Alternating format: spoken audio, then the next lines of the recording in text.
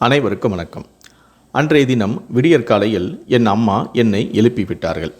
அம்மா ப்ளீஸ் தொந்தரவு செய்யாதீங்க, நைட் எல்லோரும் லேட்டாக தூங்க வச்சாங்க, இன்னும் கொஞ்ச நேரம் தூங்கணும் என்று சலிப்புடன் சொன்னேன்.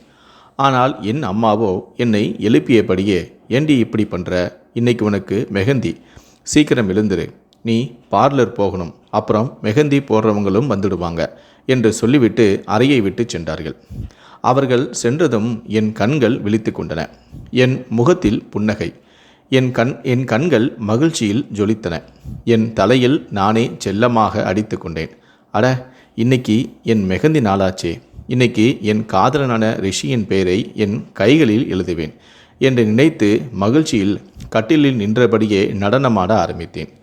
ஒரு பொண்ணுக்கு இது ஒரு அழகான தருணம். குறிப்பாக அவளுக்கு பிடித்த வாழ்க்கை துணை அமையப் போகிறது என்றால் நானும் அதே உணர்வில் மூழ்கியிருந்தேன். நான் குளித்துவிட்டு விரைவாக வெளியே வந்தேன்.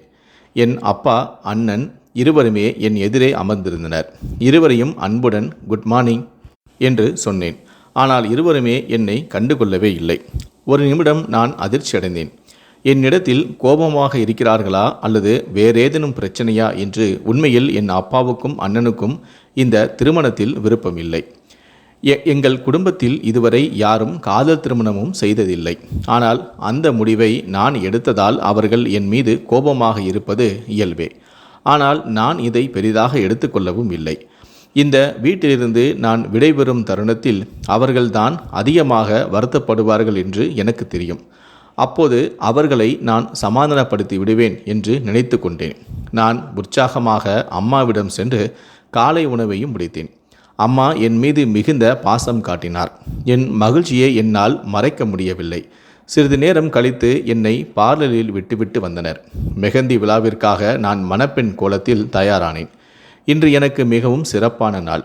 அப்பா சிறப்பான ஏற்பாடுகளையும் செய்திருந்தார்.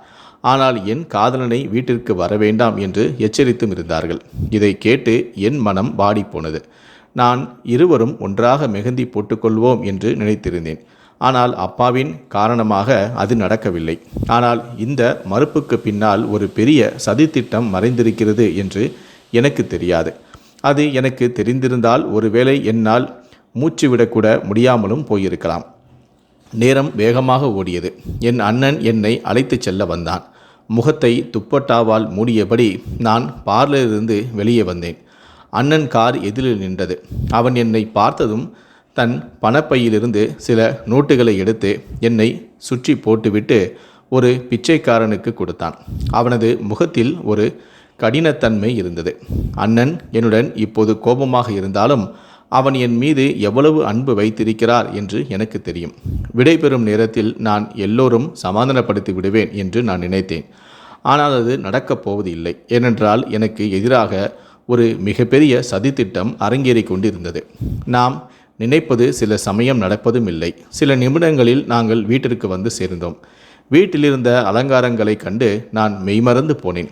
அப்பா நல்ல ஏற்பாடு செய்திருந்தார். சிறிது நேரத்திற்கு பிறகு சடங்குகளும் தொடங்கின. என் மாமியார் வீட்டிலிருந்து எல்லோரும் வந்திருந்தனர். என் கசின் என்னிடம் என் மொபைலை கொடுத்துவிட்டு சென்றான். மொபைலில் வந்த செய்தியை பார்த்ததும் என் இதயம் வேகமாக துடித்தது. நான் ஏதோ திருட்டு வேலை செய்வது போல உணர்ந்தேன். நான் அம்மாவிடம் சாக்கு சொல்லி என் அறைக்கு விரைந்தேன். எனக்கு சற்று பதட்டமாகவே இருந்தது. நான் என் அறைக்கு சென்றபோது என் அண்ணன், அப்பா இருவரின் கூரிய பார்வை என் மீது இருப்பதை நான் உணர்ந்தேன். நான் இந்த நிகழ்வு பற்றி யாருக்கும் தெரியாமல் இருக்க வேண்டும் என்று வேண்டியும் கொண்டேன். நான் மெஹந்தி மணப்பெண்ணாக என் அறையில் அமர்ந்திருந்தேன். என் இதயம் வேகமாக துடித்தது. என் வருங்கால கணவனான ரிஷி அனுப்பிய செய்தியை பார்த்து என் கைகளும் உயர்த்தன. வீட்டில் யாருக்காவது ரிஷி என்னை பார்க்க வரப்போவது தெரிந்தால் என்ன நடக்கும் என்று எனக்கு பயமாகவும் இருந்தது. எங்கள் குடும்பம் இந்த விஷயத்தில் மிகவும் கண்டிப்பானது என்பது எனக்கு தெரியும். நான் பலமுறை ரிஷியை வரவேண்டாம் என்று தடுத்தேன். ஆனால் அவனோ என்னை மெஹந்தி மணப்பெண் கோலத்தில் பார்க்க வேண்டுமென பிடிவாதம் பிடித்தான். என் கசின் ஒருவர் எனக்கு இந்த விஷயத்தில் உதவினார். எனக்கு பயமாக இருந்தாலும் ரிஷியை இன்று மெஹந்தி மாப்பிள்ளையாக பார்க்க வேண்டும் என்று ஆசை எனக்கும் இருந்தது. சிறிது நேரத்திற்கு பிறகு என் மொபைல் ஒலித்தது. அது நிச்சயம் ரிஷிதான். நான் விரைவாக அழைப்பை எடுத்து, தயவுசெய்து போய்விடு, யாருக்காவது தெரிந்தால் பெரிய பிரச்சனை ஆகிவிடும் என்றேன். ஆனால் அவனோ என் பேச்சை கேட்கவில்லை. நீ ஜன்னலை திறக்கவில்லை என்றால் நான் நேராக உள்ளே வந்து விடுவேன் என்று சொன்னான். இதை கேட்டதுமே என் உயிர் மூச்சு நின்று போனது. நான் விரைவாக சென்று ஜன்னலை திறந்தேன். அவன் ஒரு பைப்பில் ஏறி மேலே வர முயற்சி செய்து கொண்டிருந்தான். நான் அவனை சைகையாலேயே வேண்டாம் என மறுத்து கொண்டிருந்தேன். ஆனால் அவன் கஞ்சாடை காட்டி அமைதியாக இருக்குமாறும் சொன்னான். மெதுவாக மேலே ஏற ஆரம்பித்தான். கீழே அவனது நண்பர்கள் நின்று கொண்டிருந்தனர். பயத்தில் என் நிலை மோசமாக இருந்தது. என் உயிர் என் உடலை விட்டு வெளியே வந்துவிடும் போல் இருந்தது. வெளியே எல்லா விருந்தினர்களும் விழித்துக்கிருந்தனர். எங்கள் வழக்கப்படி திருமணம் நிச்சயிக்கப்பட்டால் அதன் பிறகு மாப்பிள்ளை பெண்ணை காணக்கூடாது. ஒருவேளை அப்படி ஏதாவது நடந்தால் பெண்ணின் வீட்டாருக்கு அவமானமாக அமையும். அதை நினைத்தும் சற்று எனக்கு பயமாக இருந்தது. சிறிது நேரத்திற்கு பிறகு அவன் மெதுவாக மேலே வந்து திடீரென என் இடுப்பை பிடித்து கொண்டான். ரிஷியை என் அருகில் கண்டதுமே நான் மகிழ்ச்சியும் அடைந்தேன். என் இதயத்தில் உணர்வுகள் பொங்கின. என் தலையை ரிஷியின் தோளில் சாய்த்து கொண்டேன். ரிஷி, நீ மிகவும் கெட்டவன். யாராவது பார்த்தால் பெரிய பிரச்சனை ஆகிவிடும். நீ மிகவும் பிடிவாதக்காரன். உன் இஷ்டப்படிதான் செய்வாய் என்று செல்லமாக கோபித்தும் கொண்டேன். அவன் தன் கைகளை இறுக்கமாக என்னிடம் பிடித்து கொண்டு, நான் கெட்டவன் என்றால் திருமணத்தை வேண்டாம் என்று சொல் என்றான். நான் என் விரலை அவன் உதட்டில் வைத்து அவனை அமைதியாக இருக்கச் சொன்னேன். அவனிடமிருந்து விலகி, ரிஷி, வீட்டிற்கு செல். யாருக்காவது தெரிந்தால் பெரிய பிரச்சனையாகிவிடும். ஏன் இப்படி செய்கிறாய்? இதனால் நம் இருவரின் மரியாதையும் கெட்டுவிடும். நாளை நான் உன்னிடம் நான் இருப்பேன். இப்போது எப்போதும் உனக்கு மட்டும்தான். ஏன் இந்த அவசரம் என்று கேட்டேன். அனிதா, செல்லம், அவசரம்தான். ஒரு நிமிடம் கூட நிம்மதியாக இல்லை என்று சொல்லி திடீரென என் உதடுகளில் அவன் உதடுகளை பதித்தான். அவன் இந்த செயலால் நான் அதிர்ச்சி அடைந்தேன். ஆனால் அவனோ என்னை இறுக்கமாக பிடித்தும் கொண்டான். எனக்கு மூச்சு விடுவதற்கு கூட கஷ்டமாக இருந்தது. சிறிது நேரத்திற்கு பிறகு அவன் என்னை விடுவித்ததும் நான் அவன் மார்பில் குத்த ஆரம்பித்தேன். நீ என்ன செய்கிறாய்? இப்போதே என் அறையிலிருந்து வெளியே போ. உனக்கு ஒரு நிமிடம் கூட பொறுமை இல்லை என்று பொய்யாக கோபத்துடன் அவனை வெளியே போகச் சொன்னேன். அவனும் வேறு ஏதேனும் பேசுவதற்குள் திடீரென எங்கள் அறை கதவு பலமாக தட்டப்பட்டது. நான் உயிர் போனது போல உணர்ந்தேன். நான் ரிஷியை மறைக்க முயன்றேன். ஆனால் அதற்குள் என் குடும்பத்தினர் கதவை உடைத்து கொண்டு உள்ளே வந்து விட்டனர். என் அப்பால் முன்னால் நின்றிருந்தார். அவருக்கு பின்னால் என் அம்மாவும் அண்ணனும் நின்றிருந்தனர். அவர்களும் பின்னால் என் அப்பாவிற்கு நெருங்கிய நண்பரும் அவரது மகனும் அர்ஜுனும் நின்றிருந்தனர். அர்ஜுன் என் மிக பெரிய எதிரி. அவன் என்னை சோகமாக பார்த்து கொண்டிருந்தான். அவனது கண்களில் ஏன் இவ்வளவு சோகம் என்று எனக்கு தெரியும். ஆனால் எனக்கு அவனது கவலை தேவையே இல்லை. நான் அவனை மிகவும் வெறுத்தேன். ஆனால் இது அதை பற்றி யோசிப்பதற்கான நேரம் இல்லை. எல்லோரும் என்னை கொலைவெறியுடன் பார்வையுடன் பார்த்தனர். என் உயிர் மெல்ல மெல்ல என்னை விட்டு பிரிவது போல நான் உணர்ந்தேன். எங்கள் குடும்பத்தில் இது போன்ற ஒரு சம்பவம் இதற்கு முன் நடந்தது இல்லை. ரிஷியுடன் எனக்கு விருப்பமான திருமணம் நடக்கும் என்று நான் நினைத்தேன். நான் என் குடும்பத்தினரை எப்படி சமாதானப்படுத்தினேன் என்று எனக்கு தெரியும். இப்போது இந்த நிகழ்வை பார்த்ததும் எனக்கு அடுத்து என்ன நடக்கப் போகிறது என்று தெரிந்துவிட்டது. திடீரென என் அண்ணனும் என் பெரியப்பா மகனும் ரிஷியின் சட்டையை பிடித்து, எங்கள் வீட்டிற்கு வர உனக்கு எவ்வளவு தைரியம்? எங்கள் சகோதரியின் மரியாதையை ஏன் இப்படி பகிரங்கமாக கெடுக்கிறாய் என்று கோபமாக கத்தினர். அம்மா என்னை இறுக்கமாக பிடித்து கொண்டார். அவர்கள் ரிஷியை கடுமையாக தாக்கினர். கீழே இருந்த ரிஷியின் நண்பர்கள் எல்லோரும் ஓடிவிட்டனர். சத்தத்தை கேட்டு எல்லா விருந்தினர்களும் எங்கள் அறைக்கும் வந்தனர். எங்களுக்கு ஏற்பட்ட இந்த அவமானத்திற்கு என் அண்ணனும் பெரியப்பா மகன்களும் தான் காரணம். ரிஷி இந்த 3 பேருடன் சண்டையிட முடியவில்லை. அவன் தன்னை முழுமையாக விடுவித்தான். அதுவே அவனது மிகப்பெரிய தவறு. என் அண்ணன் ரிஷியை வீட்டிலிருந்து வெளியே தள்ளினான். அதே நேரத்தில் என் பெரியப்பா என் மாமியார் வீட்டிற்கு தொலைபேசியில் இந்த திருமணத்தை முறித்து கொண்டார். எங்கள் வீட்டிற்கு திடீரென ஒரு பெரும் குழப்பம் ஏற்பட்டது. எனக்கு என்ன செய்வதென்றே தெரியவில்லை. இது என்ன நடந்தது, யார் இதை செய்தது என எனக்கு புரியவும் இல்லை. ரிஷி என்னை பார்க்க வரப்போவது வீட்டில் யாருக்குமே தெரியாது. ஆம், என் கசின் ஒருவருக்கு மட்டுமே தெரியும். ஒருவேளை அவளும் இந்த சதித்திட்டத்தில் சேர்ந்து விட்டாளா என்று நினைத்து என் கோபமும் அதிகரித்தது. என் உலகம் தலைகீழாக மாறிவிட்டது போல் நான் உணர்ந்தேன். எல்லோரும் என்னை தனியாக விட்டுவிட்டு அறையிலிருந்து வெளியே சென்று விட்டனர். அம்மா என் கன்னத்தில் 2 அறை விட்டு, ஏன் அவசரப்பட்டாய்? இன்று ஏன் அவனை வரச் சொன்னாய்? இப்போ பாரு என்ன கூத்து நடக்கிறது என்று கோபப்பட்டார். அப்பாவுடைய கோபம் தனியாட்டும் என அம்மா அவரை வெளியே அழைத்து சென்றார். எல்லோருமே அறையை விட்டு சென்று விட்டனர். நான் கட்டிலில் படுத்து நான் ஏன் இந்த வீட்டில் பிறந்தேன் என்று என் தலையெழுத்தை நொந்து கொண்டேன். நான் அழுது அழுது என் நிலை மோசமானது. இன்று வரை என் வாழ்க்கையில் வேறு எந்த ஆணையும் நான் பார்த்ததில்லை. ரிஷி மட்டும்தான் என் வாழ்க்கையில் இருந்த ஒரே ஆண். அவனை நான் என் உயிராகவே காதலித்தேன். திடீரென என் கண் முன்னே அர்ஜுனின் முகம் வந்தது. நான் ரிஷியை எவ்வளவு நேசித்தேன் என்பதை விட அர்ஜுன் என்னை இன்னும் அதிகமாக நேசித்தான். அர்ஜுன் என் அப்பாவின் நண்பரின் மகன். எங்கள் இரு குடும்பத்தினரும் சிறுவயதிலிருந்தே ஒருவரை ஒருவர் சந்தித்து கொண்டோம். அர்ஜுன் என்னை சிறுவயதிலிருந்தே நேசித்து வந்தான். பெரியவர்கள் கூட நான் அர்ஜுனின் மனைவியாக வர வேண்டும் என்று முடிவு செய்திருந்தனர். ஆனால் நான் அவனை நேசிக்கவில்லை. மாறாக அவனை வெறுத்தேன். ஏனென்றால் அவன் சிறுவயதிலிருந்தே என் மீது அதிகாரம் செலுத்தி பார்த்து கொள்ள, அனிதா, ஒரு நாள் நீ எனக்கு தான் மனைவியாக விரும்பாய். யாரும் உன்னை என்னிடமிருந்து பிரிக்க முடியாது. ஒரு நாள் நீயும் என் காதலில் முழுமையாக மூழ்கி விடுவாய் என்று கூறுவான். அவனது இந்த அதிகாரம் அப்போதுதான் என் வாழ்க்கையில் ரிஷி வந்தான். நான் ரிஷியை காதலிக்கிறேன் என்பது அர்ஜுனுக்கு தெரிந்தபோது அவன் கோபத்தால் கொந்தளித்தான். ஒரு நாள் அவன் என் அறைக்கு வந்து என் கையை முறுக்கி, அனிதா, உன் மனதிலிருந்து ரிஷியை எடுத்துவிடு, இல்லையென்றால் உனக்கு மிகவும் மோசமாக நடக்கும், புரியுதா என்று கோபமாகவும் சொன்னான். நான் அவனை கோபமாக தள்ளி, என் மீது அதிகாரம் செலுத்த நீ யார்? இது என் வாழ்க்கை, என் விருப்பப்படி நான் வாழ்வேன் என்று சொன்னேன். அவன் மீண்டும் என் இடுப்பை பிடித்து என்னை அவனுக்கு அருகில் இழுத்தான். அவன் கண்களில் ஒருவித மயக்கம் தெரிந்தது. என் கன்னத்தை தடவி, அனிதா, உன் கோபம்தான் நான் உன் உயிரை எடுக்கிறேன். உண்மையை சொல்லப்போனால் நீ கோபமாக இருக்கும்போது சிவப்பு தக்காளி போல இருக்கிறாய். அப்போது என் மனம் கட்டுக்கடங்காமல் துடிக்கிறது. உனது இந்த சிவப்பு தக்காளி போன்ற கன்னங்களை என்றான். அவன் பேசி முடிப்பதற்குள் நான் கோபமாக அவனது கைகளை பிடித்து அவனது விரல்களை என் பற்களால் கடித்தேன். அவன் வலியால் பெருமூச்சு விட்டான். என் இடுப்பில் அவனது பிடி தளர்ந்தது. நான் அவனது பிடியிலிருந்து விலகி, எல்லை மீற வேண்டாம், இல்லையென்றால் உன் வாழ்நாள் முழுவதும் இப்படிதான் வலியால் துடிதுடித்து கொண்டிருப்பாய் என்றேன். நான் ரிஷியை நேசிக்கிறேன், உன்னை இல்லை, புரிகிறதா என்றேன். இப்போது என் அறையிலிருந்து வெளியே போ, இல்லையென்றால் நான் சத்தம் போட்டு விடுவேன் என்றேன். அவன் விரலை நான் மிகவும் வலிமையாக கடித்து விட்டதால் இரத்தம் கசிந்தது. ஆனால் அவன் முகத்தில் புன்னகை இருந்தது.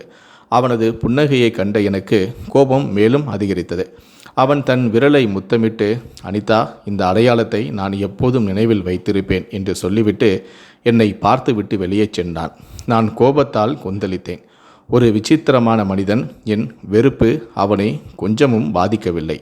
உண்மையிலேயே ரிஷியை காதலித்தது அர்ஜுனிடமிருந்து பழிவாங்குவதற்காக தான். ஆரம்பத்தில் நான் ரிஷியுடன் நெருக்கமாக இருந்தபோது அர்ஜுன் கோபத்தால் கொந்தளித்து போவான். அவனது கோபத்தை கண்ட எனக்கு மகிழ்ச்சி வந்தது. நான் வேண்டுமென்றே ரிஷியுடன் மேலும் நெருக்கமாக இருப்பேன். அர்ஜுனை வெறுக்க வெறுக்க நான் எப்போதும் ரிஷியை காதலிக்க ஆரம்பித்தேன் என்று எனக்கே தெரியவில்லை. அர்ஜுன் என்னை திருமணம் செய்து கொள்வதற்கு முன்மொழிந்தான். ஆனால் நான் அதை மறுத்துவிட்டேன். இருப்பினும் என் குடும்பத்தினருக்கும் இந்த திருமணம் மிகவும் பிடித்திருந்தது. ஏனென்றால் அர்ஜுன் போன்ற ஒரு மாப்பிள்ளை கிடைப்பது மிகவும் கடினம் என்று என் பெற்றோரும் நம்பினார்கள். ஆனால் மறுப்பு தெரிவித்த போது அவன் மீண்டும் என்னை பார்க்க வந்தான். அப்போது அவன் சோர்வாக காணப்பட்டான். அவன் கண்களில் நீர் நிறைந்திருந்தது. அவன் தலைமுடி கலைந்திருந்தது. ஒருவேளை இரவு முழுவதும் அவன் தூங்கியிருக்க மாட்டான். அன்று அவன் என்னுடன் மிகவும் மென்மையாகவும் அன்பாகவும் பேசினான். அனிதா, நான் உன்னை எவ்வளவு நேசிக்கிறேன் என்று உனக்கு தெரியாது. அப்புறம் ஏன் என்னை திருமணம் செய்து கொள்ள மறுக்கிறாய் என்று கேட்டான். இந்த முறை நான் அவனை பார்க்காமலேயே தலையை தாழ்த்தி கொண்டேன். அவனது பார்வை என் இதய துடிப்பை அதிகரிக்கச் செய்தது. அர்ஜுன், நான் உன்னை நேசிக்கவில்லை. நீ என்னை நேசிக்கிறாய் என்பது எனக்கு முக்கியமும் இல்லை. நான் ரிஷியை காதலிக்கிறேன். அவனை தான் திருமணமும் செய்வேன் என்று கூறிவிட்டு குளியலறைக்கு சென்றேன்.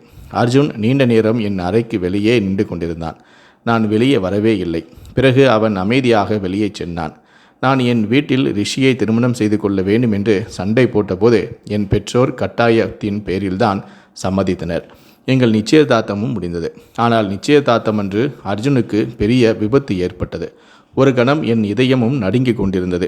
வீட்டிலுள்ள மற்றவர்களுக்கு இது ஒரு சாதாரண விபத்து என்று நினைத்தார்கள். ஆனால் என் மனமோ இது ஒரு தற்செயலான விபத்து இல்லை என்று சொன்னது. அவன் வேண்டுமென்றே காரை மரத்தில் மோதியிருக்க வேண்டும். அவனது காதல் இன்னொருவரின் கையில் போவதை காண அவனால் முடியவில்லை. ஒரு கணம் எனக்கு அர்ஜுன் மீது வெறுப்புக்கு பதிலாக இரக்கமும் வந்தது. ஆனால் நான் விரைவாக என்னை சரி செய்தும் கொண்டேன். கடவுளின் கருணையால் அர்ஜுன் அந்த விபத்தில் உயிரும் பிழைத்தான். அவனது தலையிலும் கையிலும் சில காயங்களும் ஏற்பட்டிருந்தன. சில நாட்கள் மருத்துவமனையில் இருந்த பிறகு அவன் வீட்டிற்கு திரும்பியும் வந்தான். ஆனால் இப்போது அவன் பெரும்பாலும் அமைதியாகவே இருக்கின்றான். என்னை அதிகம் பார்ப்பதும் இல்லை. நானும் நிம்மதியாக இருந்தேன். அர்ஜுன் என் வாழ்வில் குறுக்கிடவும் இல்லை. ரிஷியுடன் நான் மகிழ்ச்சியாக இருப்பேன் என்று நினைத்தேன். ஆனால் இன்று எனக்கு நடந்ததை நினைத்து பார்த்தபோது என் உயிர் போவது போல் இருந்தது. நான் என் வாழ்க்கையில் ரிஷியை தவிர வேறு யாரையும் பார்த்ததும் இல்லை. எனக்கு விவரம் தெரிந்ததிலிருந்தே ரிஷியை நான் காதலித்தேன். அவன் எங்கள் பக்கத்து வீட்டில்தான் இருந்தான். எங்கள் நிச்சயதார்த்தம் முடிந்ததும், அப்பா, நீங்கள் இங்கிருந்து செல்ல வேண்டும். எங்கள் மீது எந்த அவமானமும் வர வேண்டாம் என்று தெளிவாக சொன்னார். ரிஷியும் எனக்காக தன்னுடைய சொந்த வீட்டை விட்டுவிட்டு வேறு இடத்திற்கு சென்றார். எனக்கு மிகவும் பெருமையாக இருந்தது. எனக்கு இவ்வளவு அன்பான வாழ்க்கை துணை கிடைத்தார் என்று நான் நினைத்தேன். ஆனால் இன்று நடந்த சம்பவத்துக்கு பிறகு என்னால் ரிஷியை திருமணம் செய்ய முடியாது என்று எனக்கு தெரிந்துவிட்டது. இன்று நடந்த நிகழ்வு எல்லாவற்றையும் நாசமாக்கிவிட்டது. ரிஷியின் நிலை மிகவும் மோசமாக இருந்தது. அவனை பார்ப்பது கூட கஷ்டமாக இருந்தது. நானும் அழுதழுது என் நிலையை மோசமாக்கி கொண்டேன். சுமார் 2 மணி நேரம் கழித்து என் அம்மா என் அறைக்கு வந்தபோது அவருடைய கண்களும் வீங்கியிருந்தன. நான் ஓடிச் சென்று அம்மாவை கட்டி அணைத்து அழுதேன். அம்மா என்னை கட்டிப்பிடித்தபடி தரையில் அமர்ந்தார். நான் அம்மாவை பார்த்து, என்ன நடந்தது அம்மா? அவன் என்னுடன் தவறாக நடந்து கொள்ள வரவில்லை. அவன் என்னை பார்க்க தான் வந்தான். நம்புங்க அம்மா, இது பற்றி யாருக்கும் தெரியாது. நான் ரிஷியை மிகவும் நேசிக்கின்றேன். அவன் எனக்கு கிடைக்காவிட்டால் நான் இறந்து விடுவேன் என்று சொன்னேன். என் கண்களிலிருந்து கண்ணீரும் வழிந்தது. அம்மா ஏதோ பேச வருவதற்குள் என் அண்ணன் திடீரென அறைக்குள் வந்தார். அவருக்கு பின்னால் என் அப்பாவும் இருந்தார். திடீரென என் அண்ணன் மிகவும் கோபமாக, இனிமேல் அந்த தரங்கெட்டவனை நீ திருமணம் செய்ய முடியாது. நீ அர்ஜுனுக்கு தான் மனைவியாக வருவாய். நீ ஏதேனும் தவறு செய்தால் நான் என் கையாலேயே உன்னை கொன்று விடுவேன். நீ எங்கள் குடும்பத்தின் மரியாதையை கெடுத்து விட்டாய். அதை நீயே தான் சரி செய்ய வேண்டும் அனிதா என்று கோபமாக கத்தினார். நான் தலை குனிந்தேன். என் கண்களிலிருந்து கண்ணீரும் வழிந்தது. இது அர்ஜுனின் சதிதான் என்று எனக்கு தெரியும். நான் இறந்து விடுவேன் அண்ணா. ஆனால் அர்ஜுனை திருமணம் செய்ய மாட்டேன். நீங்கள் என்னை கொன்றாலும் பரவாயில்லை என்று நான் சொன்னேன். நான் இன்னும் ஏதாவது பேசுவதற்குள் என் அப்பா என் முன் கை கூப்பினார்.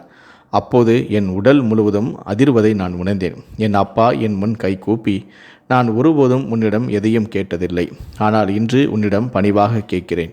நீ அர்ஜுனை திருமணம் செய்து கொள்.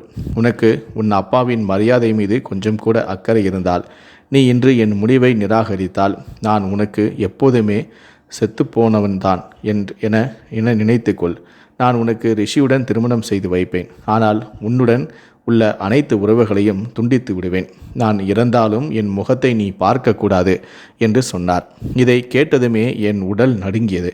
நான் ஓடிச் சென்று என் அப்பாவின் மார்பில் சாய்ந்து அழைத்தேன். எந்த ஒரு மகளும் அந்த நேரத்தில் தன் காதலை தியாகம் செய்வாள். இன்று என் அப்பாவின் மரியாதைக்காக என் காதல் பலிகொள்ளப்பட்டது. என் அப்பா என் தலையில் கை வைத்துவிட்டு அறையை விட்டு சென்றார். நான் உயிரற்றவள் போல இருந்தேன். நான் முழுவதுமாக தரையில் விழுந்து விட்டேன். என் அம்மாவும் எனக்கு ஆறுதல் கூறிவிட்டு அறையிலிருந்து சென்று விட்டார். ரிஷியின் நிலையும் அவனது குடும்பத்தின் நிலையும் எப்படி இருக்கும் என்று எனக்கு தெரியவில்லை. ஆனால் இந்த திருமணம் நின்றால் அதிக அவமானம் ரிஷியின் குடும்பத்தாருக்கு தான் என்று எனக்கு தெரியும். ஏனென்றால் என் திருமணம் என் அப்பாவின் நண்பரின் மகனுடன் நடந்துவிடும். ஆனால் அவர்கள் என்ன செய்வார்கள் என்று நினைத்து என் உடலும் நடுங்கியது. அந்த இரவு எனக்கு மிகவும் வேதனையான இரவு. என் அமைதி, நிம்மதி எல்லாமே தொலைந்து விட்டது. நான் அழுது தரையிலேயே அமர்ந்து தூங்கியும் விட்டேன். அடுத்த நாள் காலை 10 மணி அளவில் என் அம்மா என்னை எழுப்பினார்கள். என் கண்கள் முழுவதுமாக வீங்கியிருந்தன. நான் என் அம்மாவின் முகத்தை வெற்று மனதுடன் சில நிமிடங்கள் பார்த்து கொண்டிருந்தேன். எல்லா நிகழ்வுகளும் ஒரு திரைப்படம் போல என் கண் முன்னே ஓடின. நான் ஏதோ சொல்வதற்குள் திடீரென வெளியே ஒரு சத்தம் கேட்டது. அது ரிஷி மற்றும் அவனது அப்பாவின் குரல். என் அம்மா உடனே வெளியே சென்றார். நானும் கதவின் பின்னால் நின்று எல்லாவற்றையும் பார்த்தேன். ரிஷியும் அவனது அப்பாவும் என் அப்பாவின் முன் கை கூப்பி, எங்கள் மரியாதை போய்விடும், எல்லோருமே பலவிதமான விஷயங்களை பேசுவார்கள். இன்று நாங்கள் திருமணம் ஊர்வலம் அழைத்து வர இருந்தோம். ஆனால் பெண்ணின் ஊர்வலம் ஏன் வரவில்லை? என் மனைவிக்கு சக்கரை நோய் இருக்கிறது. எங்கள் ஊர்வலம் இன்று செல்லாவிட்டால் அவள் இறந்து விடுவாள். தயவுசெய்து எங்களுக்கு இந்த அநீதியை செய்யாதீர்கள் என்று மன்றாடினார்கள். ஆனால் என் அப்பாவோ மிகவும் கடினமாக, அவர்கள் இறந்தால் இறந்து போகட்டும், இது எங்கள் பிரச்சனை இல்லை என்று சொன்னார். இதை கேட்டதுமே ரிஷி என் அப்பாவின் சட்டையை பிடித்தான். நான் அதிர்ச்சியில் ரிஷியை பார்த்தேன். அவன் எல்லை மீறி என் அப்பாவை கடுமையாக திட்ட ஆரம்பித்தான். உடனே என் அண்ணனும் பெரியப்பா மகன்களும் ரிஷியை, அவனது அப்பாவையும் எங்கள் வீட்டிலிருந்து வெளியே தள்ளிவிட்டனர். அந்த சில நிமிடங்களில் ரிஷி மீது எனக்கு ஒரு வெறுப்பும் ஏற்பட்டது. என் அப்பா சொன்னதை நான் மறந்துவிட்டேன். ரிஷி என் அப்பாவின் சட்டையை பிடித்தது மட்டுமே என் கண் முன்னே ஓடியது. நான் அமைதியாக வந்து என் கட்டிலில் அமர்ந்தேன். சிறிது நேரத்திற்கு பிறகு நிலைமை அமைதியானது. என் அம்மா மீண்டும் அறைக்கு வந்து என்னை தயாராகச் சொன்னார்கள். ஆனால் எனக்கு எந்த சக்தியும் இல்லை. நான் தயாரானது என்னை பார்லருக்கு அனுப்பி வைத்தார்கள். என் அண்ணன் என்னை பார்லரில் விட்டுவிட்டு சென்றான். இந்த முறை பார்லரை அர்ஜுன் தான் தேர்ந்தெடுத்திருந்தான். பார்லரில் உள்ளவர்கள் என்னை அன்புடன் கவனித்தும் கொண்டனர். என் அப்பாவின் நண்பரின் மகனுக்கும் அவனது மகனுக்கும் எவ்வளவு செல்வாக்கு இருக்கிறது என்று எனக்கு தெரியும். எங்கள் குடும்பத்தை விட அவர்கள் மிகவும் பணக்காரர்கள். அங்கு வேலை செய்யும் பெண்கள் எனக்கு முக்கியத்துவம் கொடுத்தனர். நான் நேரத்திற்கு முன்பே தயாரானேன். சிறிது நேரத்திற்கு பிறகு என் அண்ணன் என்னை அழைத்துச் சென்றான். அவன் நேராக திருமண மண்டபத்திற்கு அழைத்துச் சென்றான். நான் அலங்கார அறையில் அமர்ந்து ரிஷியை பற்றி மட்டுமே நினைத்து கொண்டிருந்தேன். என் கண்கள் தொடர்ந்து கண்ணீரால் நிறைந்திருந்தன. சிறிது நேரம் கழித்து என்னுடன் சதித்திட்டத்தில் இருந்த என் கசின் என்னிடம் வந்து, ரிஷியின் ஃபோன் அழைப்பு, அவன் உன்னிடம் பேச விரும்புகிறான் என்று சொல்லி என் முன் மொபைலை வைத்தாள். நான் அவளை கோபமாக, நீதானே அந்த துரோகி, வெளியே சென்று என் விஷயத்தை சொல்லிக் கொடுத்தாய் என்று நான் கேட்டேன். அவள் அமைதியாக என் கையில் மொபைலை வைத்துவிட்டு சென்றாள். அவனது மௌனத்தின் அர்த்தம் எனக்கு நன்றாக தெரியும். நடுங்கும் கைகளால் நான் மொபைலை காதில் வைத்தேன். ரிஷியின் அழுகுரல் என் காதில் ஒலித்தது. என் இதயம் யாரோ இறுக்கி பிடித்தது போல நான் உணர்ந்தேன். அவனது அழுகுரல் என் உடல் முழுவதுமே ஒரு மின்சாரத்தை பாய்ச்சியது. அவன், அனிதா, நான் இறந்து விடுவேன், வேறு யாரையும் திருமணம் செய்யாதே, எனக்கு என்ன நடக்கும் அனிதா என்று சொன்னான். என் கண்களிலிருந்து கண்ணீர் வழிந்தது. நான் ஏதோ பேச வருவதற்குள் யாரோ என் கையிலிருந்து மொபைலை பிடுங்கினார்கள். நான் அந்த நபரை பார்த்தபோது அது வேறு யாருமில்லை, என் அண்ணன் தான். அவன் கோபமாக என்னை பார்த்துவிட்டு மொபைலை எடுத்துக்கொண்டு வெளியே சென்றான். என் தலையெழுத்தை நினைத்து நான் மீண்டும் அழுதேன். சிறிது நேரத்திற்கு பிறகு தாலி கட்டும் சடங்குகளும் தொடங்கியது. இந்த திருமணம் நின்று போக ஏதேனும் அதிசயம் நடக்க வேண்டும் என்று நான் தொடர்ந்து பிரார்த்தனை செய்தேன்.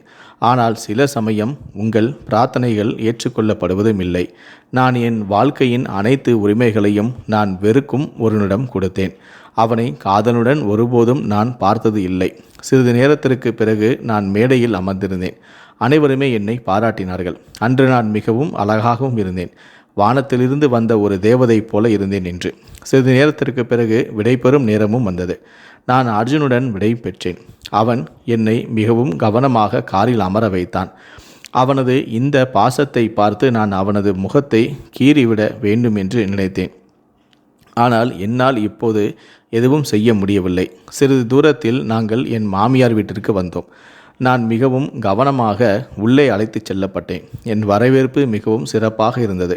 இவ்வளவு ஏற்பாடுகளை இவ்வளவு சீக்கிரம் எப்படி செய்ய முடியும் என்று நான் ஆச்சரியவும் பட்டேன். ஆனால் எல்லாமே ஒரு திட்டத்தின்படி நடந்தது என்று தெரிந்தபோது என் சந்தேகம் நீங்கியது.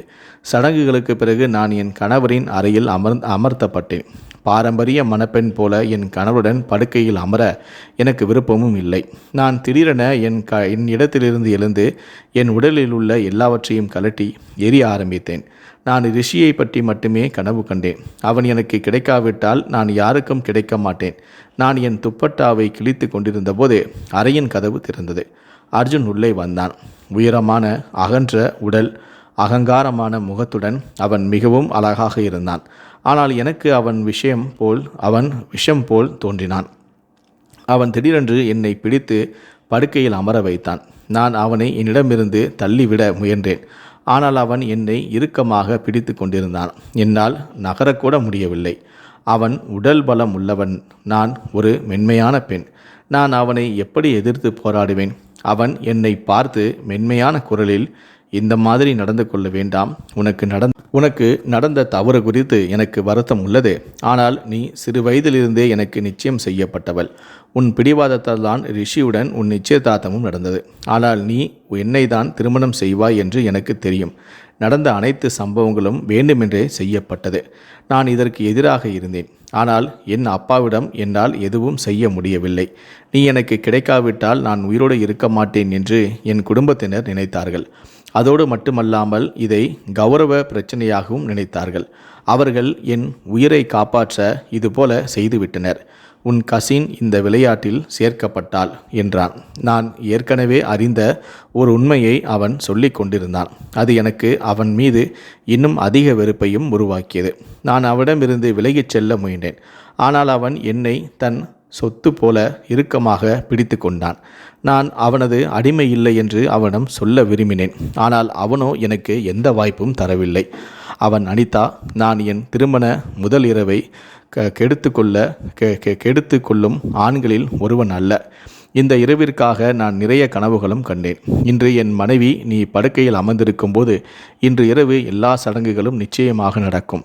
நீ அழுவாய், கோபப்படுவாய், என்னிடம் நெருங்க வேண்டாம் என்று சொல்வாய். நீ அனுமதிக்கும் வரை உன்னை தொடமாட்டேன். நீ படுக்கையில் தூங்குவாய், நான் சோபாவில் தூங்குவேன் என்று நினைக்காதே. இதெல்லாம் நடக்காது. நான் இன்று இரவை முழு மகிழ்ச்சியுடன் கொண்டாடுவேன். கணவனாக என் உரிமையை உன்னிடமிருந்து பெற்றுக்கொள்வேன் என்று சொன்னான். சிறு வயதிலிருந்தே உன்னை காதலித்து வருகிறேன்.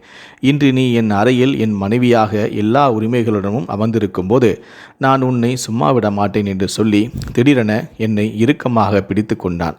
மெதுவாக அவன் எல்லா எல்லைகளையும் கடந்து என் மீது அவனது உரிமைகளை எடுக்கவும் ஆரம்பித்தான். சில நிமிடங்கள் நான் அவனது கைகளில் துடித்து கொண்டிருந்தேன். அவனது வலிமையான கைகளிலிருந்து வெளியே வர எல்லா வழியிலும் முயற்சியும் செய்தேன். ஆனால் என்னால் வெற்றி பெற முடியவில்லை. பிறகு நான் தோற்று போய் என்னை அவனிடம் முழுமையாக விட்டுவிட்டேன். மெதுவாக அவன் என் மீது தன்னுடைய காதலை பொழிந்தான். எல்லாம் முடிந்த பிறகு நான் மெதுவாக அவனை விட்டு விலகி கொஞ்சம் தூரத்தில் படுத்து கொண்டேன்.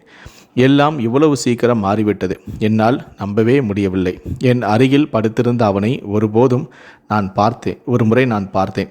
அவன் முகத்தில் ஒரு அமைதியான புன்னகையும் இருந்தது. அது அவனை மேலும் அழகாக காட்டியது. நான் உடனடியாக அவனது முகத்தில் இருந்த பார்வையை எடுத்துக்கொண்டேன். அடுத்த காலை எனக்கு பிரகாசமாக இல்லை. ஆனால் அவன் மிகவும் மகிழ்ச்சியாக காணப்பட்டான். அவன் ஏன் மகிழ்ச்சியாக இருக்க மாட்டான்? கடைசியில் அவன் என்னை பெற்றுவிட்டான். அன்று முழுவதுமே அவன் என்னை கவனித்து கொண்ட விதம் என்னை பெரிதும் ஆச்சரியப்படுத்தியது. எப்போதும் கோபமாக இருக்கும் முகமுடைய இந்த மனிதன்தானா இவன் என்று நினைத்தேன். என் மாமியார் என்னுடன் பலமுறை தவறாக பேசவும் முயன்றார். ஆனால் அவன் தன் குடும்பத்தினருக்கு கொடுத்த பதில்கள் என்னை பிரமிக்க வைத்தன. அவன் என்னுடன் மோசமாக நடந்து கொள்வான், அடிக்கடி ரிஷியை பற்றியும் பேசுவான் என்று நான் நினைத்தேன். ஆனால் அப்படி எதுவுமே நடக்கவில்லை. எங்கள் திருமணம் விருப்பமான திருமணம் போல அவன் நடந்து கொண்டான். நாட்களும் கடந்து சென்றது. ஆனால் என் வெறுப்பு குறையவில்லை. அவனது காதல் நாளுக்கு நாள் அதிகரித்தது. அவன் முழு உரிமையுடன் என்னிடம் நெருங்கி வந்தான். எங்கள் திருமணமாகி 6 மாதங்கள் ஆகிவிட்டன. ஆனால் என்னால் இன்னும் ரிஷியை மறக்க முடியவில்லை. நான் இன்னும் ரிஷியின் நினைவில்தான் மூழ்கியிருந்தேன். அர்ஜுன் எனக்கு நிறைய அன்பும் கொடுத்தான். எல்லா விஷயங்களையும் கவனித்தும் கொண்டான். தன் அம்மாவுக்கு முன் எனக்கு ஆதரவாக நின்றான். இதனால் நான் மிகவும் சிறப்பு வாய்ந்தவளாக உணர்ந்தேன். ஆனால் என்னால் இன்னும் அவனை என் கணவனாக ஏற்றுக்கொள்ள முடியவில்லை. ஆனால் ஒரு நாள் எல்லாமே மாறிவிட்டது. திருமணமான 6 மாதங்களுக்கு பிறகு அவன் என்னை முதல் முறையாக கடைக்கு அழைத்துச் சென்றான். நான் மறுத்தாலும் அவன் கட்டாயப்படுத்தினான். அங்கு நான் கண்ட காட்சி என் உலகத்தையே மாற்றிவிட்டது. என் முன் ரிஷி ஒரு பெண்ணுடன் கைகோர்த்து நின்று கொண்டிருந்தான். சிரித்து கொண்டே அந்த பெண்ணுடன் பேசி கொண்டு இருந்தான். அப்போதுதான் என் இதயம் நொறுங்கி போனது. நான் என் வாழ்க்கையை தொடங்கவில்லை. ரிஷியும் அதே போலவே செய்திருப்பான் என்று நான் நினைத்தேன். ஆனால் இன்றோ அவனை வேறு ஒரு பெண்ணுடன் பார்த்ததும் நான் முழுவதுமாக உடைந்து போனேன். நான் திடீரென தடுமாறினேன். என்னை சமாளித்து கொண்டு ரிஷி முன் நின்றேன்.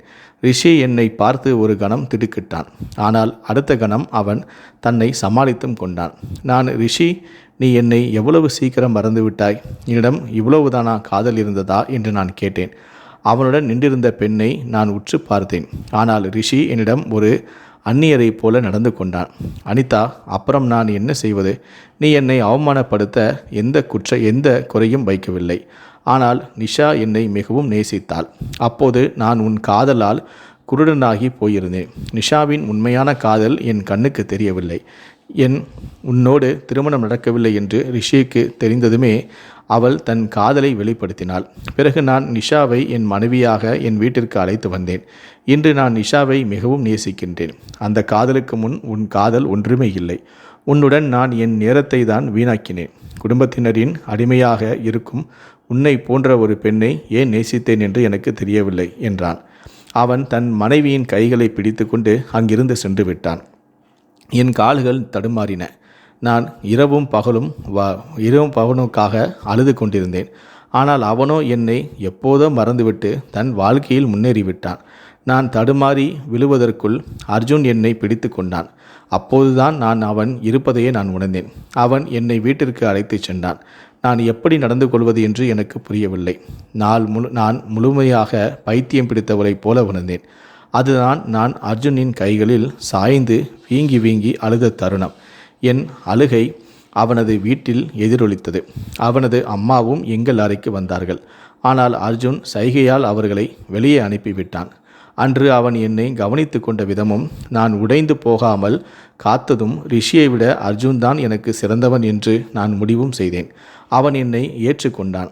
என்னை மகிழ்ச்சியாக வைத்திருக்க எல்லாவற்றையும் செய்தான். நான் என்னை முழுமையாக அர்ஜுனுக்கு அர்ப்பணித்தேன். ரிஷியை முழுவதுமாக மறந்தேன். என் பெற்றோரின் முடிவு எனக்கு சரியாக இருந்தது.